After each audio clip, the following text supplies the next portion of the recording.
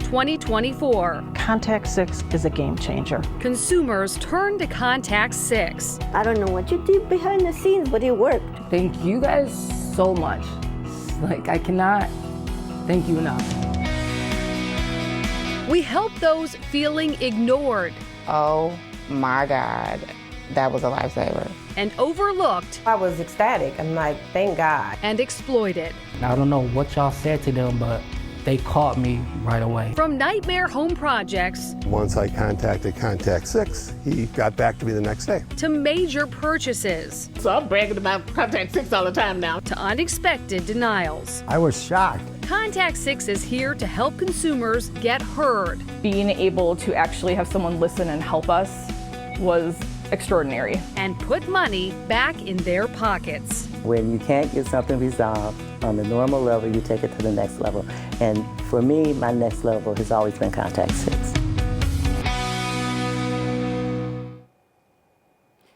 I'm Jenna Sachs with Contact 6. Thank you for joining us as we look back on the hard work Contact 6 has done in 2024. As we get ready for the new year, our consumer segment has helped consumers save $500,000 this year and resolve 215 cases. Most of those resolutions you never heard about on TV and were handled off air, but some of them did end up on Fox 6 News. Over the next hour, we'll revisit some of the highlights. But first, if you have a consumer complaint in 2025, log on to our website, fox6now.com, and you'll see the button on the right side of our homepage. Or you can scan that QR code you see with your smartphone, and it'll take you right to our complaint form.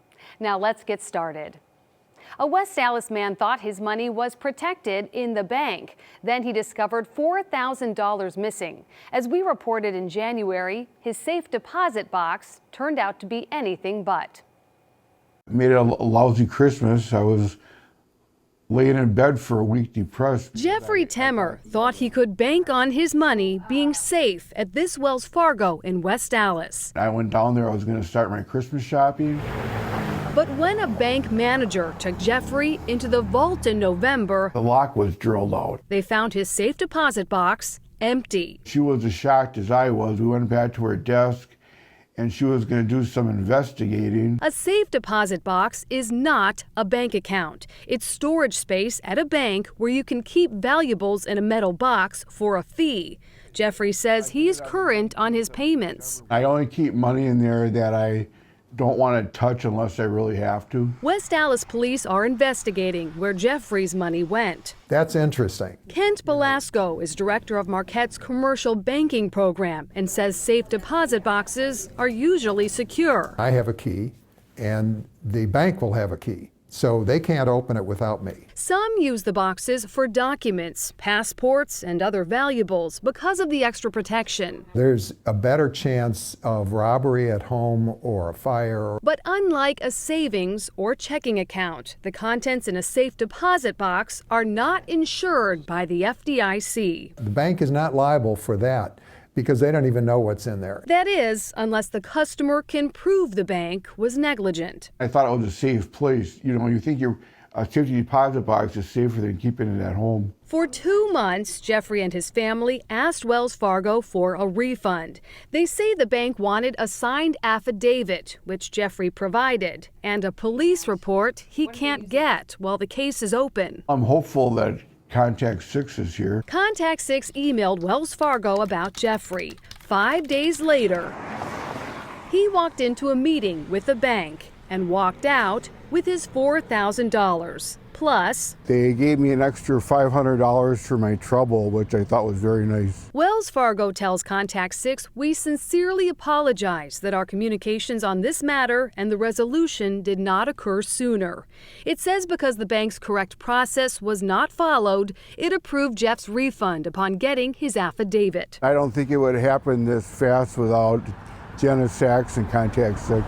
Wells Fargo says it's taking steps so this doesn't happen again. I'm just happy it's over. I'm happy I got my money. A few weeks after our story aired, Contact 6 learned a clerical error was to blame. A police report said the bank drilled out the wrong safety deposit box by mistake and gave Temmer's money to another customer. She saw our report and returned the money. Devastated by a scam, then slapped with a tax bill, a Whitefish Bay woman who lost her entire savings learns much of her lost money was taxable. As we found out in March, that hasn't always been how it works. Like $1,000. These receipts and gift cards represent only a fraction of the money Caitlin Hensey lost to an elaborate scam. So I purchased these with my credit card, so it's all credit card debt. The fraudsters falsified government documents, badges, and bank deposit records to earn Caitlin's trust.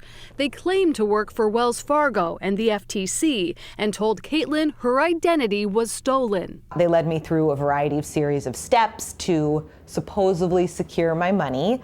In that process, they were actually stealing my money. Caitlin lost more than $200,000, much of it from her 401k. I was nervous if I could pay my mortgage, if I could just, pay the normal bills I had to live. 9 months later, Caitlin is facing another financial blow in the form of 2 tax bills. Yeah, you just got all of your money stolen, your life savings completely drained, and now we're going to hit you again. Caitlin owes the IRS $15,000 and the state of Wisconsin $7,500. That's because much of the money she withdrew from her 401k and investment accounts and sent to the scammers was taxable. That's where the tax consequences come in.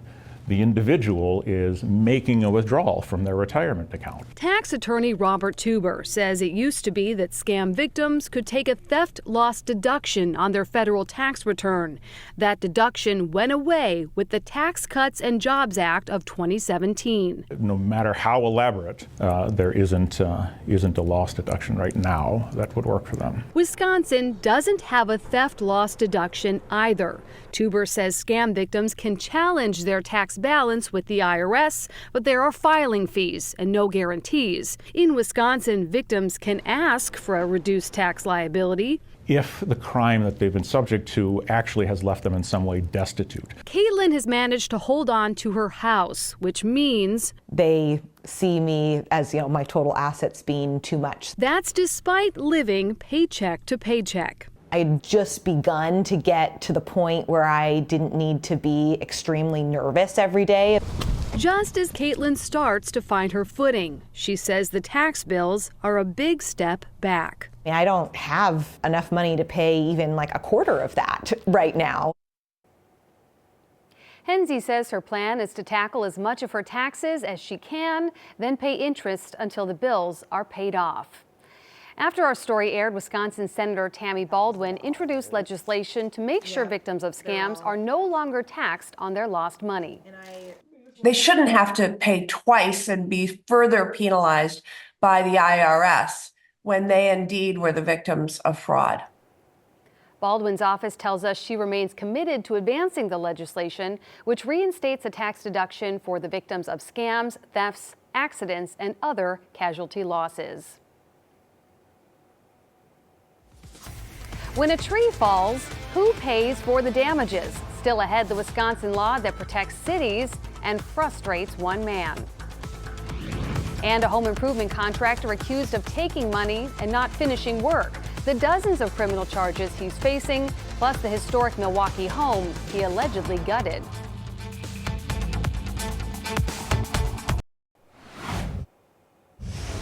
A dispute over hail damage prompted one family to write to Contact 6. Their case is going through court, where their attorney is arguing their damage should be covered by insurance. Here's our Contact 6 report from August.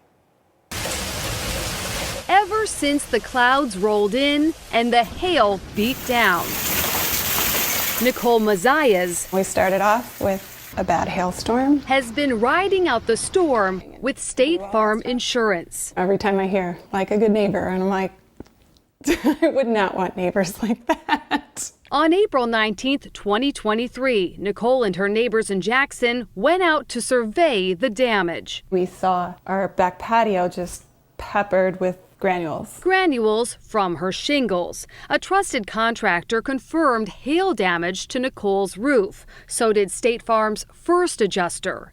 Then, State Farm sent a second adjuster. He came down and said there was no damage. When Contact 6 first spoke with Nicole and her husband John in January, they said State Farm lowballed their roof damage claim. One company gave the family a $31,000 quote for repairs. State Farm's estimate? $700 in damages. At the time, State Farm told Contact 6 it seeks to provide our customers all benefits to which they are entitled within the terms of the insurance policy. They just dug their heels in and said no. After our story aired, Nicole heard from people having similar experiences. One of them had a lawyer. Short phone call with him, and he said, you definitely have a case. Since 2020, I have sued State Farm on residential roof claims over 50 times. Ryan Graff is a former insurance defense lawyer. One of my primary biggest clients was, you guessed it, State Farm. He left that job to represent policyholders. There is this macro trend in insurance. They're covering less. Your premiums are going higher and higher. Graff filed this suit on behalf of Nicole and John, accusing State Farm of breach of contract and bad faith. The suit argues a disconnect between what State Farm's policy says it covers for hail damage and how it trains staff to identify it. State Farm is wrongfully and improperly using a standard definition of hail damage to asphalt shingles that is not found anywhere in the policy. And we are not going to recognize pure granular loss as hail damage covered by the policy. Graff says it's an argument that's won him cases before. Some carriers do it infrequently. State Farm does it constantly. The insurer tells Contact 6 State Farm is focused on being there for all our customers and committed to paying what we owe. We're prepared to share the facts and bring clarity and context to this matter. Since the matter is now in litigation, the appropriate place to do that is in a court of law. I'm optimistic.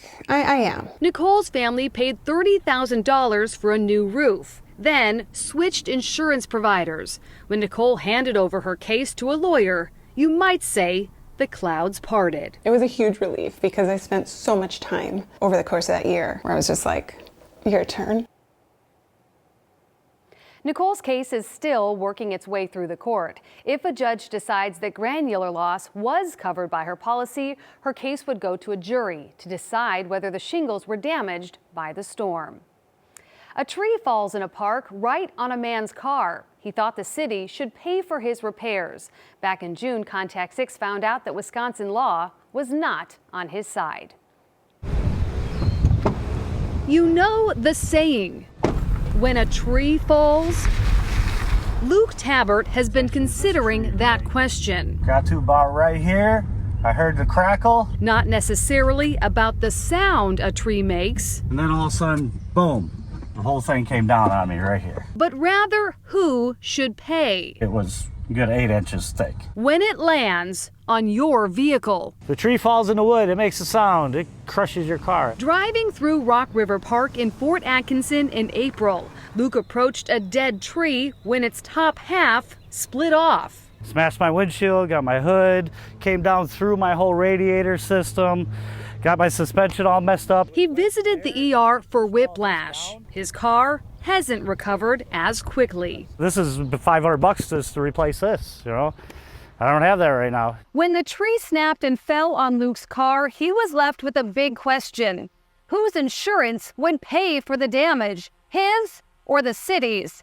The answer is neither. Put me in a really bad spot. Luke says he has liability insurance. That only covers damage when he's at fault. They said that I was supposed to file a claim against the city. So he did, and got this letter from its insurance company. We have investigated this incident and found no negligence or liability. I don't think it's right. I think the city should cover what happens in their city park. The city manager says they did remove 60 trees from the park last year after a July storm, but this tree wasn't marked. It's not as easy to identify as some of the other trees in our parks that are clearly dead or dying. That one behind is dead. This one here is dead, right on the edge of the road. Well, it's important to understand that the city has recreational immunity. What's that? It's the limitation of a property owner's liability during activities on federal, state, and municipal land, whether for exercise, relaxation, or pleasure. In other words, they have no duty under the recreational immunity statute to inspect the premises, nor do they have a duty to warn people of potentially dangerous hazards. Attorney Justin Wallace says the statute protects cities in exchange for letting strangers use their properties. It's supposed to be liberally construed. The League of Wisconsin Municipalities tells Contact 6 without a recreational immunity law, it would be more costly to provide these natural spaces for citizens to enjoy. The Fort Atkinson City Council voted to deny Luke's claim. Motion to disallow is approved. Leaving Luke with a new question.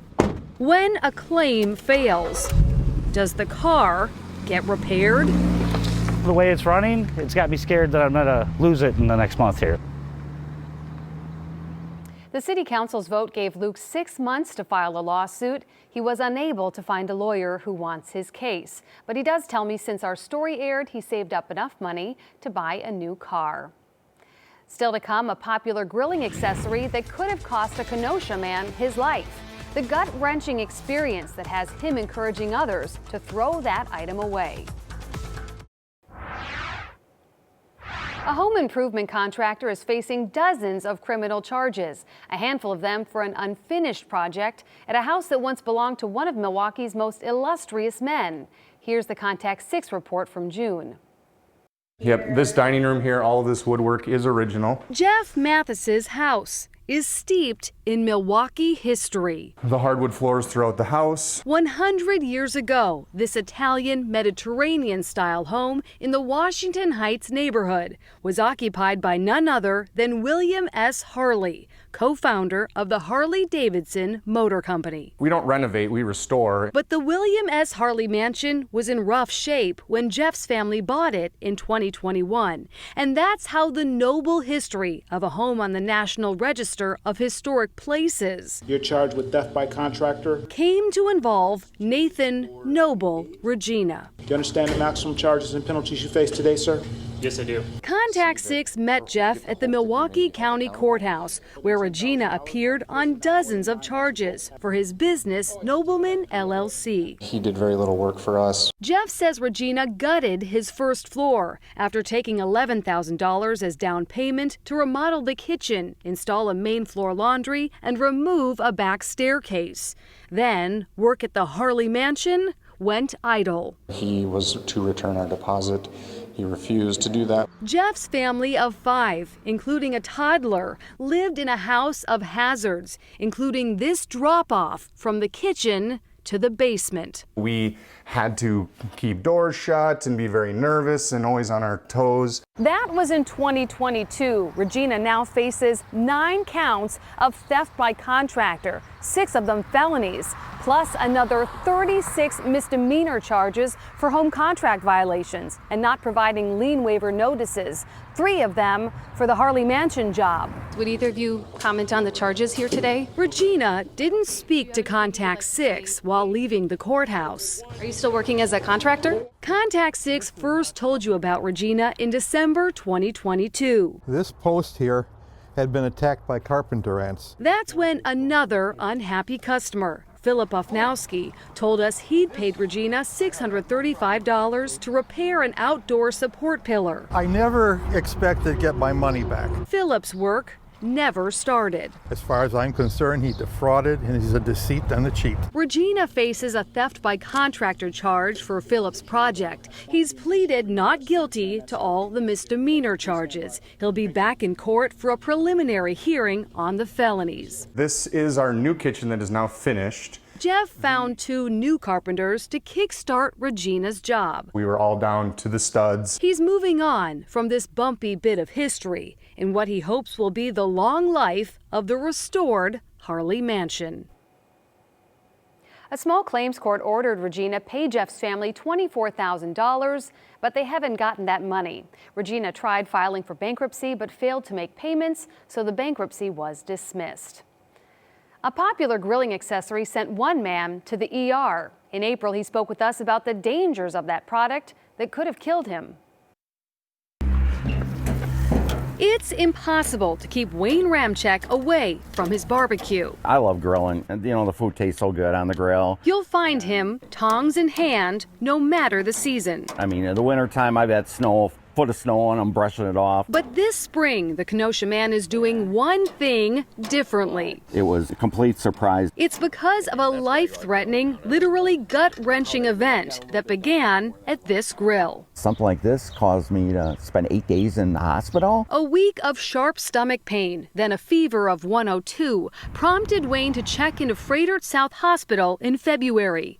A few days later, what we're looking at is a small intestine. Surgeon Maya Jandali went looking for the source of Wayne's pain and found it. So I just grabbed it with the instrument and it came out. 1 inch long, thinner than a needle, and pierced through the side of his intestine. So it's like half of it outside. Jandali had one question for Wayne after surgery. Do you grill? And I said, yeah, I grill a lot, and that's when he said they removed the bristle. A bristle from a wire grill brush that broke off, stuck to a grate, and ended up in Wayne's steak. One bristle that was causing hell.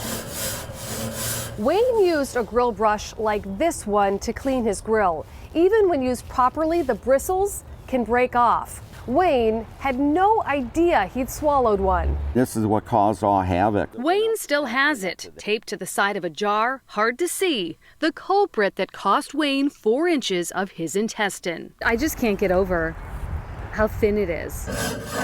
There are other reports of bristles becoming lodged in people's mouths, esophagus, stomachs, and respiratory tracts. You're running a risk, there's a liability. At the Barbecue Supply Company in Greendale, you won't find a single wire grill brush. That's because owner Mike Luce has a friend who swallowed one. And had to go to the hospital, have it surgically removed from her throat. There are other options, brushes that use organic materials, steam, or plastic bristles.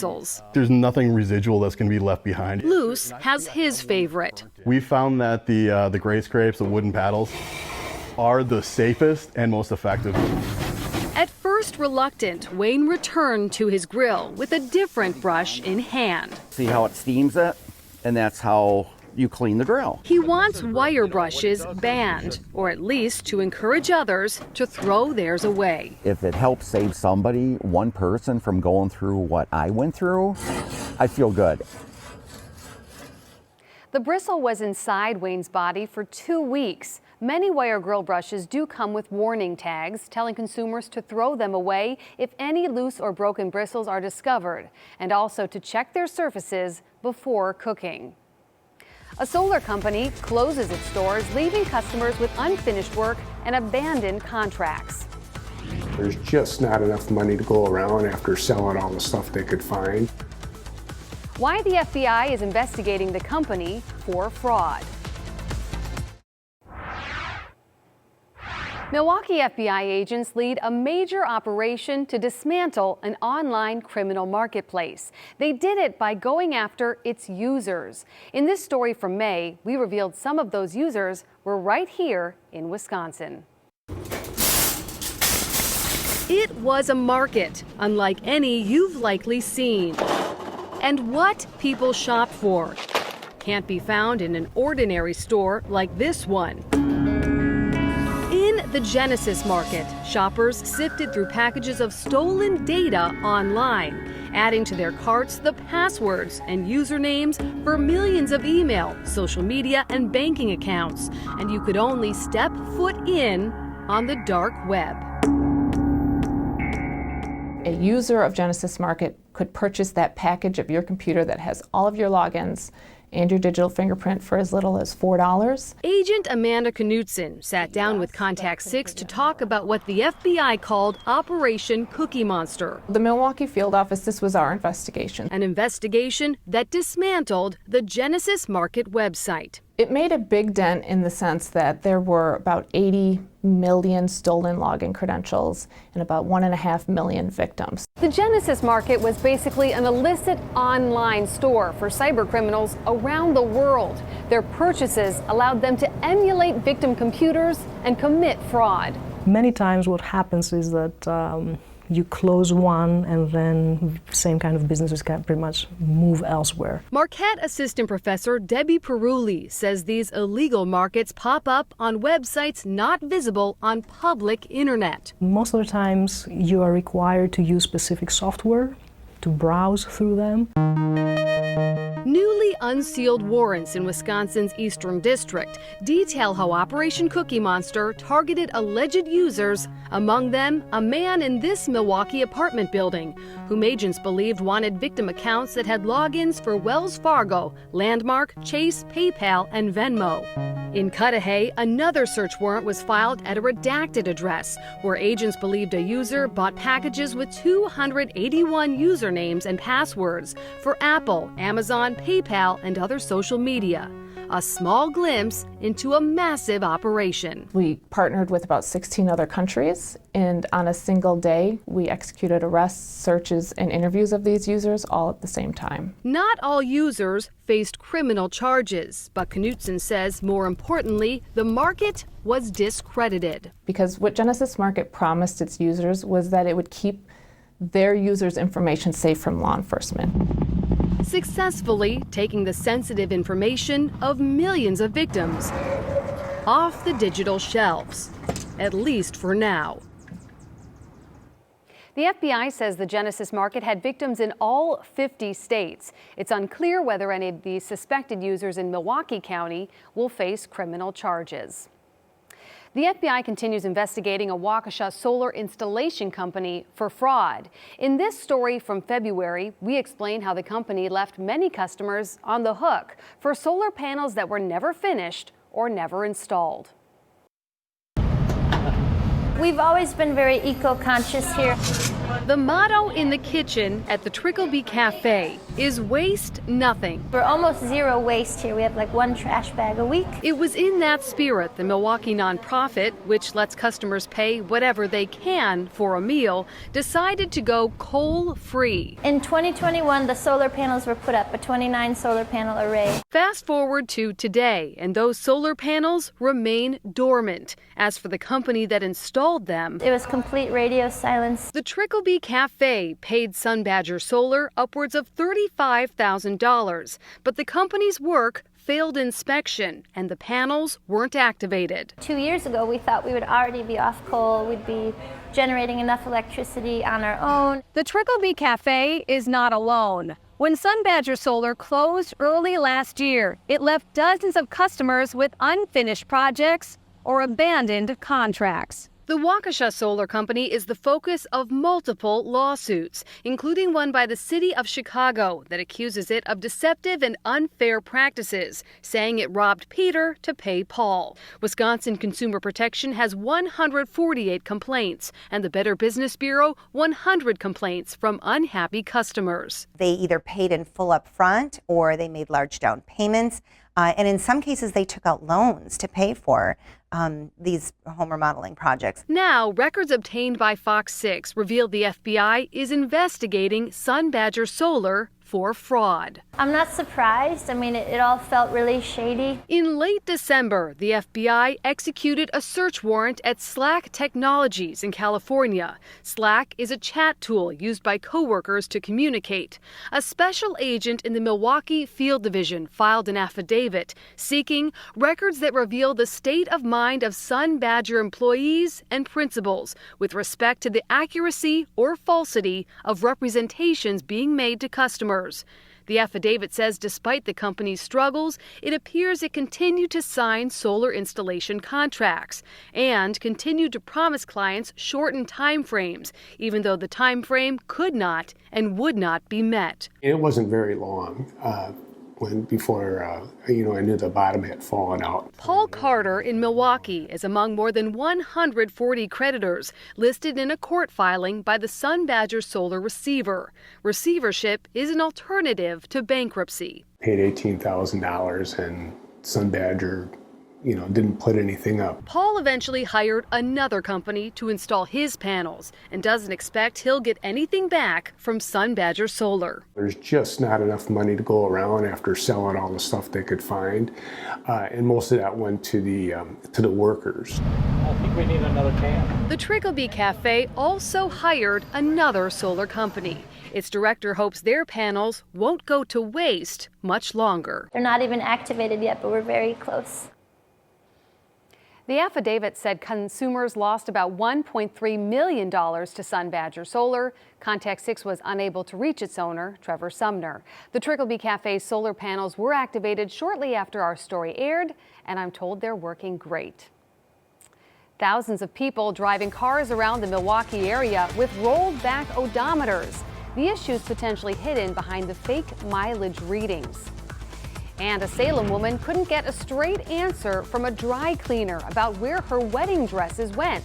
The dry cleaner's explanation just ahead. A Bristol woman said her new car was nothing but trouble. After seeing a story we ran on Fox 6, she made a startling discovery that explained a lot. Here's our Contact 6 report with her from February.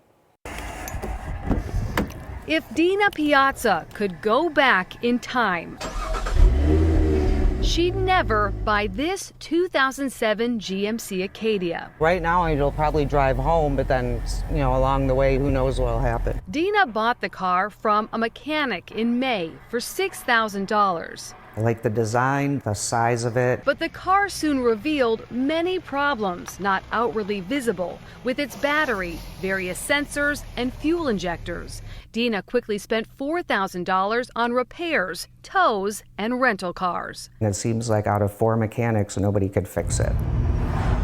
The car's odometer and speedometer don't work properly. A long drive is out of the question. You never know what it's going to do. Deep in auto repair bills in December, Dina happened to watch Fox 6 News.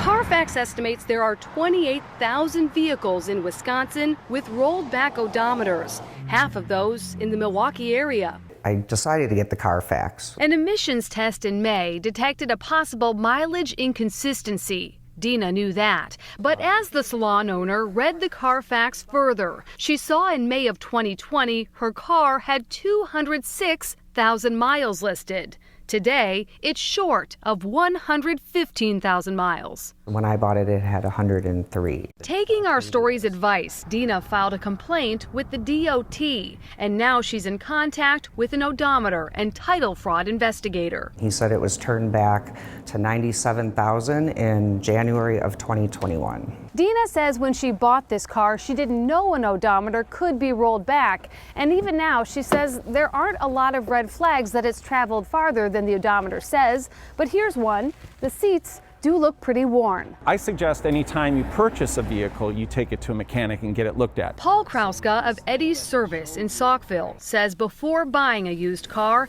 ask to see the title, get a vehicle history report like a Carfax, or get a free emissions test. If you see indications that parts were from a junkyard or something like that, something isn't right.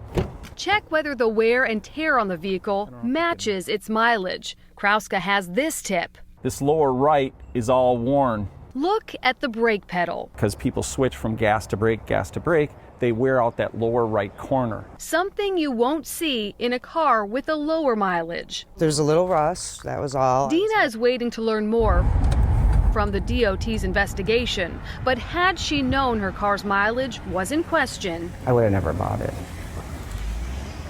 The DOT tells me their investigation revealed Dina's odometer was rolled back before she bought it.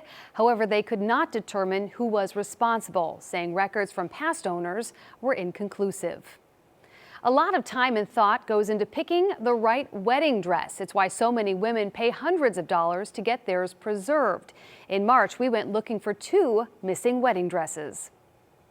It was beautiful. It snowed that night. A first look Christine and Matthew Woldaric will never forget. Perfectly preserved on video. It was just before COVID in January of 2020. Christine wore a ball gown to the ceremony before unveiling a form-fitting dress for the reception. I love my dresses so much. They're like the one thing I've ever felt truly beautiful in. A few years later, they're expecting a baby. This is like one of my favorite. Wanting to preserve Christine's dresses, they took them to a dry cleaner's last summer. The way they said it was, they're not lost, we just can't find them at the moment. They haven't seen the dresses since. I really hope they're not lost. I hope they're not damaged. Matthew dropped off his wife's dresses at a Martino's dry cleaner in Kenosha in July. He was supposed to pick them up in October, but the dresses weren't ready. We kept getting the runaround, it felt like. The couple has been calling and visiting the business for months. I left my information. No one ever called me. They said they were told Christine's dresses were misplaced, so Christine texted pictures. Someone from Martino's then responded they were not lost, but the tags came off. They're not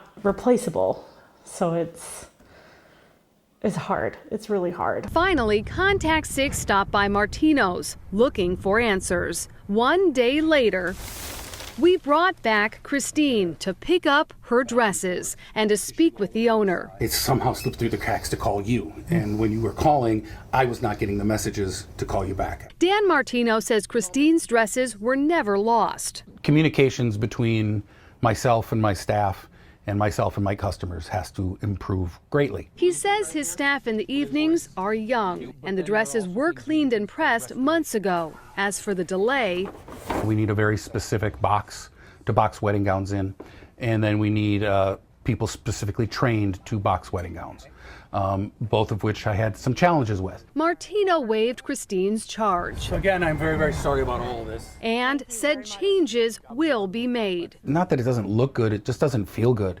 We're in the business of servicing people's clothing. If they've known about the box issue for a while, they should update the people that are waiting. They should have a better tracking system. After all, they're not just any old dresses. More than relieved to have my dresses in my hands. That's really the only thing I ever wanted out of this. Martino said they had enough boxes and trained staff to cut down on their wedding dress backlog. A lot of people, it kind of grinds you down and you give up. This is amazing. This really does work. Still ahead, our top complaints from this past year and what you can do to make your voice heard. Contact 6 hears about a wide range of consumer complaints every year, and here to talk about some of our most common complaints in 2024 is Michelle Reinen, Administrator of the Division of Trade and Consumer Protection. Michelle, you and I speak a lot for our Contact 6 reports. Thank you for always being a resource to us. I'm interested in whether what we're seeing lines up with what you're hearing at the state. Can we start with one issue we hear about a lot, which is contractor issues, home improvements. People are hoping to get started and then something goes wrong or not as expected. What recommendations would you have for customers when it comes to issues like unfinished work or poor workmanship? Well, certainly it's one of communication, being sure that on the upfront that you document exactly the work that you want to be done as part of the contract for anyone out there who hasn't yet engaged in that. But that's going to be your foundation when you have to go back and have that conversation for unfinished work. It will totally itemize what the work is to have been completed. And as far as workmanship, that's harder because that's a judgment call as to what it is you expected to be done and how you expected it to be done. So as much of that as you can capture in the contract, but also then getting that second opinion when something's not done and follow it up in writing with that contractor. Go back and forth in written form to have that conversation should it end up in a court situation or having to engage attorneys. I was going to say, what if that relationship has just soured, the trust isn't there, the communication isn't there? What options do people have? One of your first options is to file a complaint with Consumer Protection, or I'm sure Contact 6, in order to help that engagement, be that mediator, that go-between to open those lines of communication up. But then it may be, again, getting that second opinion, finding an attorney, possibly small claims court or circuit court. Something else we frequently hear about are issues with wireless companies, and we find that a lot of these major companies are pretty good about working with Contact 6 about issues related to cell phone, cable, promotions, devices. Do you find the same? Are you hearing those complaints, and do you find they're pretty responsive to you as well? Yeah, we refer to it as telecommunications on our top 10 list, but it's there almost every year for a number of years. And again, it's those contract disputes and it's coverage of service and billing issues. So we mediate a lot of those complaints as well, and we encourage consumers to keep their paperwork from the beginning, because your contract may be for a limited time and then you just kind of roll over into a service plan, and you want to be sure you have that foundational contract if you haven't engaged in a new one. I'd also like to ask you about something that can be pretty expensive, which would be auto repairs. People can spend so much money, hundreds or thousands of dollars on these repairs, and there's a lot of disappointment and emotion often wrapped up in these issues. What advice would you have when it comes to working with that auto repair shop toward a resolution that works for everybody? Well, I'm going to back up one step further and say try and find that auto repair shop you're going to have as your go-to, someone you trust. Establish that relationship before things become that big problem, that expensive problem. Where are you going to go for that oil change and regular maintenance? And then be sure that when you take it in for that big problem, again, there is written documentation. It's required under the law, and that's going to outline the work that needs to be done and the potential cost of it. But you have a right to indicate on the upfront how much you're willing to do at different stages, and be sure that that is something you walk away with, that written repair order or written estimate, and then that written repair order. And lastly, I would like to ask you about medical billing. For us, this includes, dental and also health insurance coverage, people facing denials or feeling like they didn't get as much coverage as they expected. What route would you recommend people go when it comes to dealing with medical bills? As it relates to your insurance specifically and coverage, the Office of the Commissioner of Insurance in Wisconsin regulates that area and coverage and if that's being honored. But we partner together on billing dispute aspects, and so we will help mediate those, as well as federally there's the No Surprise Billing Act, and so we partner with the Office of Commissioner of Insurance on trying to mediate and resolve those complaints as well. Well, Michelle, I thank you so much for all of your assistance with Contact 6 and coming on here to share your insights today as well. Well, thank you. Of course. And remember, you can log on to our website, fox6now.com, to submit an inquiry, a complaint form with Contact 6. You'll see that right button on the side of the screen. Click on that, or you can scan the QR code here with your smartphone, and that will take you right to our complaint form. Did you know that Contact 6 has an extensive off-air complaint process? Most of the problems we help to resolve never even end up on Fox 6 News. But some people do share their stories. Here's a look back at our top complaints over the last year. It's frightening. I hope I never have to experience this again. From homeowners' insurance nightmares. My mom was like, I think you should contact Fox 6 News. To medical billing mistakes. I thank you guys very much. Contact 6 helped more than 200 people save money in 2024. I don't know what y'all said to them, but they caught me right away. They wanted repairs, replacements, and refunds. I was so embarrassed. I'm going, how did I get myself into this? And to put an end to their stress and frustration. My car's smiling thanks to Fox 6 News and Jenna Sachs. Over the last year, Contact 6 helped consumers save $500,000. It's always nice to have a clean slate. And we launched a new streaming show that answers consumer questions called Ask Contact 6. What are you supposed to do if a landlord won't make repairs? As we count down what remains of December, it's time to look back.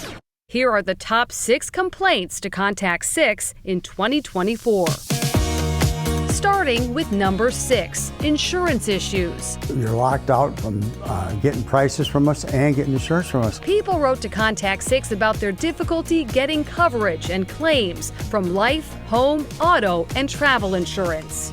Number 5, wireless companies. It wasn't us. We did everything we needed to do. Consumers told us about their problems with promotions, their devices, and billing disputes. I called many times, spent many hours on hold.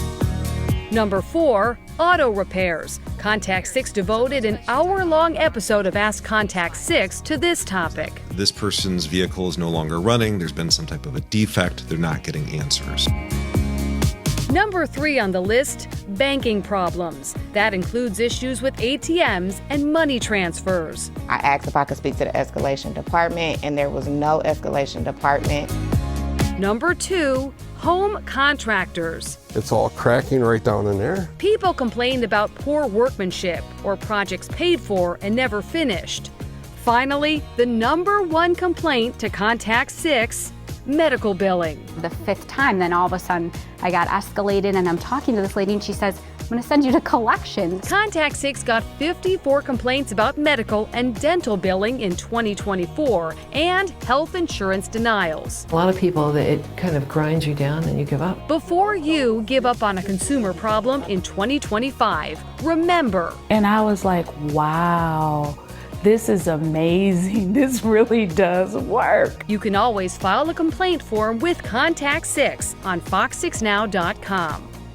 Other consumer problems that didn't quite make our top 6: online purchases, warranty problems, and issues with local or state-run programs. A special thank you to our Contact 6 associate producer, Annette, for all her hard work behind the scenes. And thank you for joining us for this look back on Contact 6's impactful year. Remember, Contact 6 will still be here working to help you with refunds, replacements, repairs, and more in 2025.